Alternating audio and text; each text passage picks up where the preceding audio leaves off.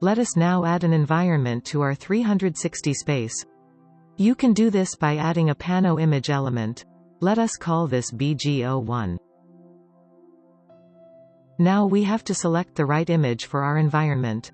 Let us try to find a suitable space from our integrated Flickr library, which has a very large repository of Creative Commons licensed panoramic images.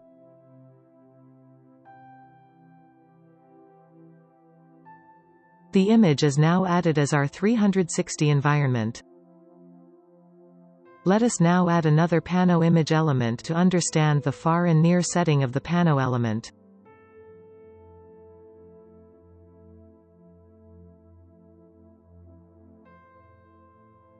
The near Pano element is one which is layered on top of the far Pano element, as you can see by hiding and unhiding the near Pano element. For the near Pano, we are going to add an environment from the GMetri templates.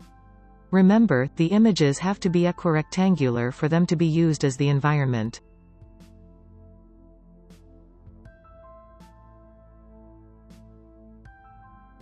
A Pano video is an element used to add a video as an environment.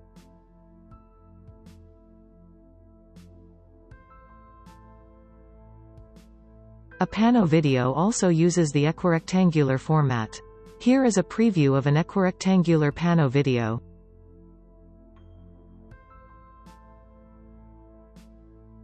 The Pano video will only play in the preview mode, which can be accessed by the play button at the bottom right corner.